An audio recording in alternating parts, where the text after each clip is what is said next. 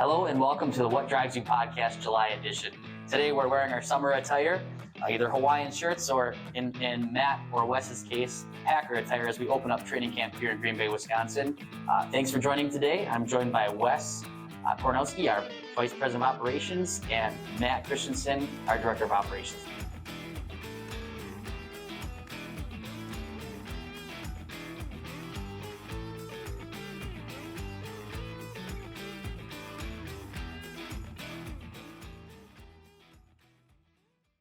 All right, guys, our first topic today is one that's getting a lot of buzz right now, and that's the hurricane season. And just have a few questions as it relates to that and kind of what your all thoughts are on the impact. So if there is a really active hurricane season, what does that mean for transportation as a whole?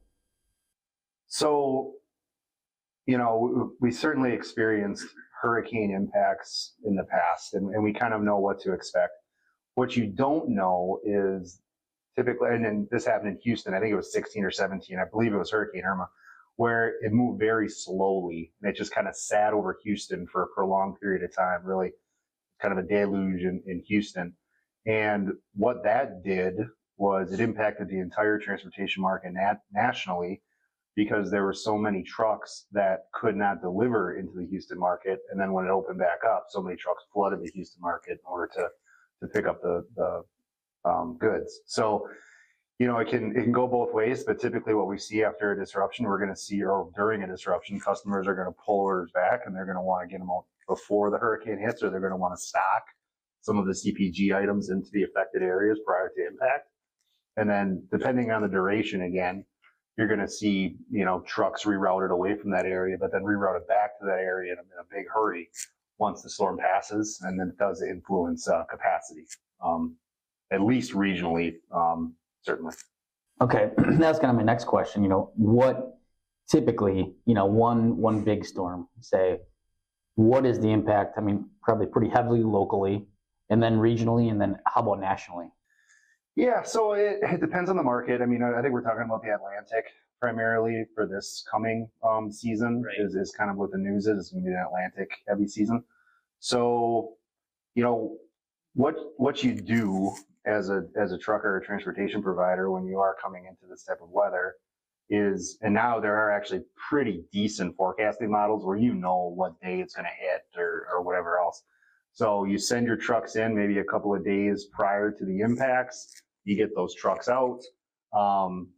And then when, it does impact, again, if it's kind of a localized event, you stack your equipment up as tight as you possibly can. Right. You sometimes want to, if you can, you hook your tractors to your trailers and make sure that your stuff doesn't blow away. But really what it comes down to is, especially on the Atlantic, it's a big consumption market where you're going to have a whole bunch of trucks that are making a bunch of deliveries prior to the storm hitting, and then none for a day or two. Right. And then after it's over, a bunch more are going to come back in, okay. Whether it's for relief or whatever else. So that's kind of the impact on the Atlantic. Again, the Gulf is just a little bit different if it goes to Texas, or because Texas is an outbound market as well. Okay. So that certainly has a different impact.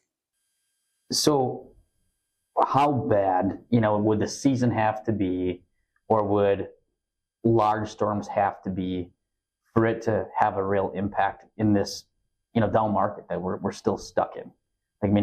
Would it have to be multiple big storms? Would it have to be a gigantic, storm for it to really shake things up on a national level?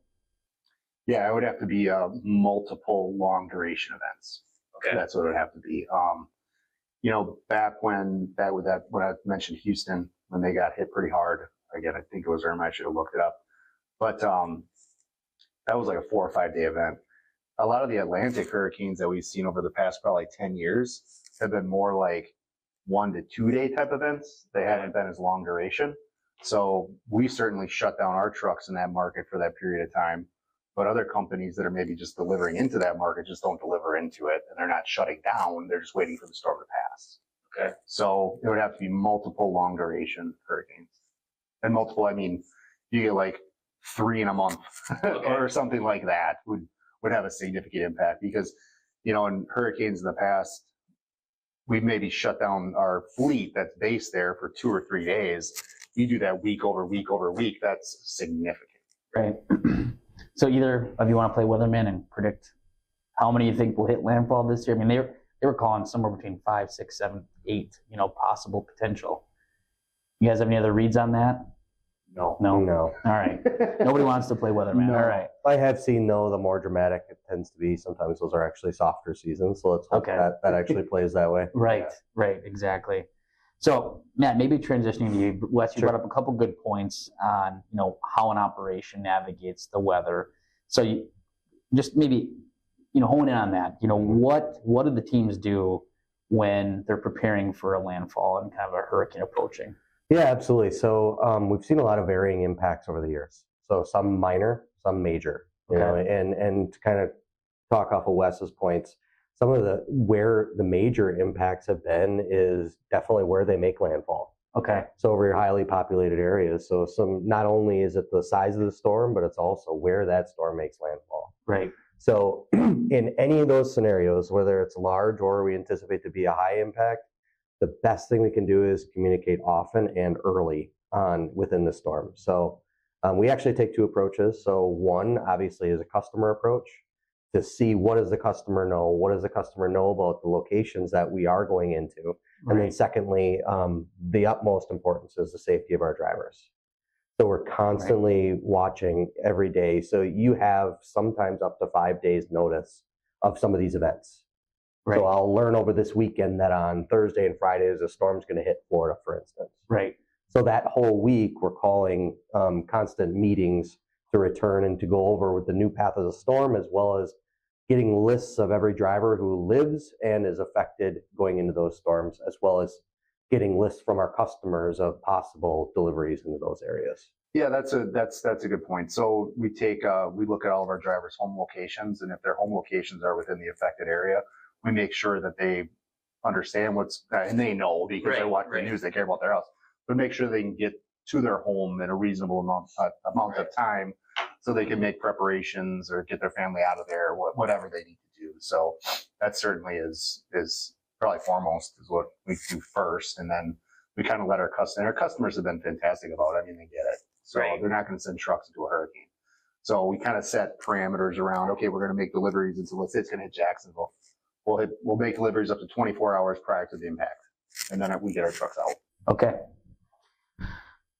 So maybe talk a little bit more about that. So that's pre-storm, that's kind of precursor actions we take, but let's talk about when it hits. I mean, you both have lived through this, you both have worked through multiple instances of this happening. When it hits, and then post-event, what are things that we're doing to kind of prepare and then recover out of it?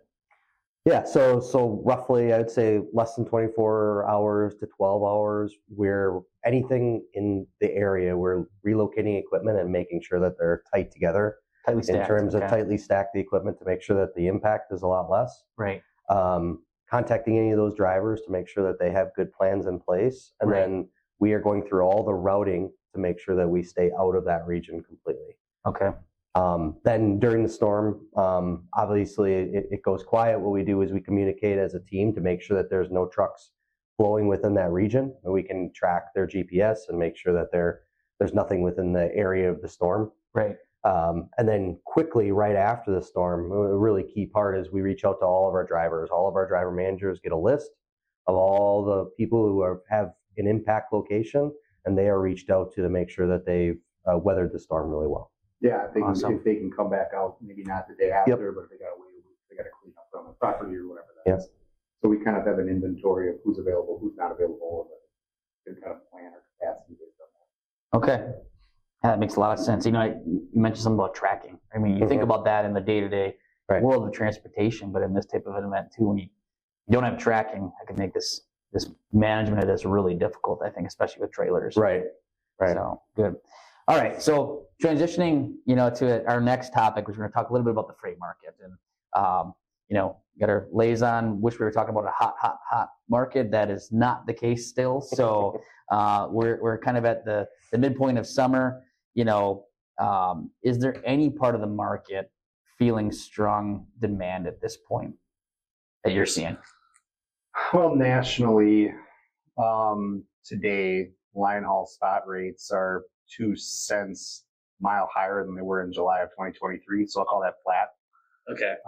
Now, this period of time is typically slow. Seasonality kicks in. Drivers are on vacation. People are on vacation. I mean, Right. shippers, everybody's got vacations and stuff, right? But, what we are looking to is August, September, October. Is there going to be an uptick? Is there going to be any semblance of a peak that we've seen prior to the COVID Right. era? What we're hearing right now from our customers and then some of the publics on their earnings calls is that it's going to be muted again. Well, last year, as we went into peak, spot rates actually went down from the July level to August, September, October. Spot rates continued to decline.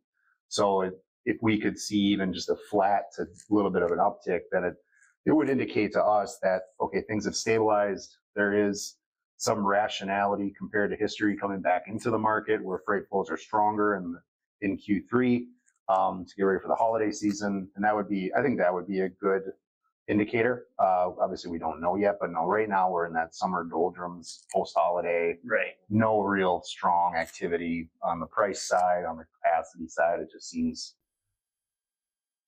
flat. Flat. Okay. Yeah. Well, thank you both for joining today and also for being good sports about our special attire. If you have a comment or topic you'd like to discuss, please drop it in the comment box below. And thanks for joining our What Drives You podcast.